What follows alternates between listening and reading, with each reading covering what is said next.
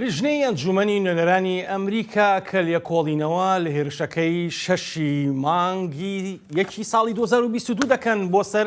کۆنگرێسی ئەمریکا. ڕۆژی دووشەمە داوای لە داواکاری گشتی فیدراڵی کراوە کە دۆناڵد ترامپ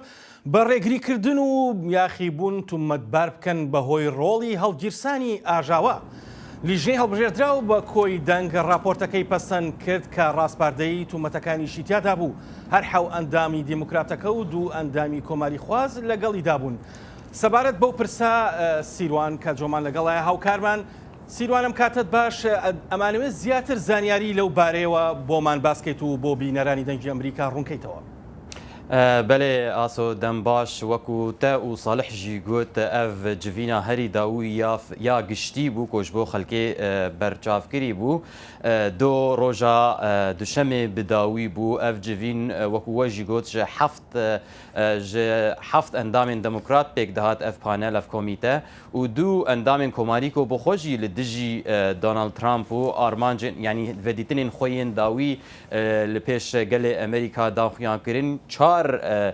پێشنیارین وان یەن تەوانکردنێ هەبوون یەک ژوان ئەوەژی کۆ هاندان یان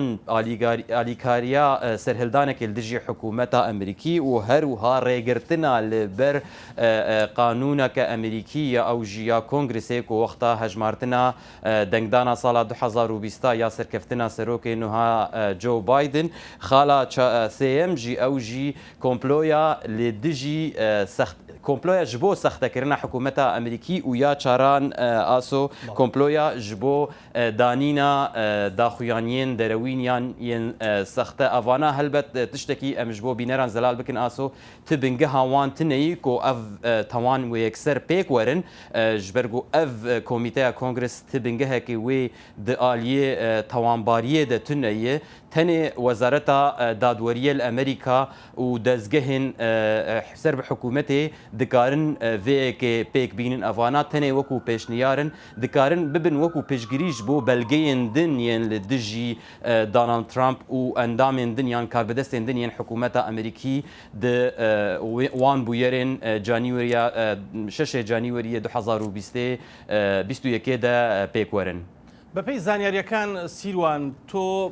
باوەڕت وایە کە بتوانرێت دۆناڵد ترامپی سەرۆکی پێشوو دادگایی بکرێت بە شێوەیەک لە شێوەکان؟ ئاسۆ ئاکەسبە ڕۆژە چەشەمم وێ بێتر هورگیریەن vê raportê derkevin ew agahiyên got do komîteyê di civîna xwe ya dawî de belavkirin tenê xalê serekî bûn sibe wê raporta bi tevahî were derketin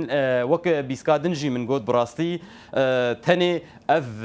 tewanbarî tenê ev her çar xalana tenê dibin alîkar ji bo wezareta dadweriyê wezareta dadê ji ber ku niha kongres ew desthilat tineye ku vêyekê bike duwarê siyasî dijî gelek dibêjin dibe ku ziyanê bigihîne serokê berê Donald Trump ji ber got Donald Trump berî çend hefteyan berbijartiya xwe namzetiya xwe ya hilbijartinên 2024 ji bo serokatiye hilbijartiniye gelek kes û şirovekar dibêjin dibe ku ev yek bibe asteng li ber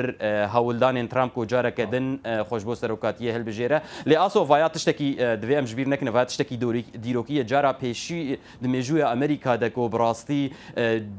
civateke Kongresa Amerîkî yan komîteyeke Kongresa Amerîkî çend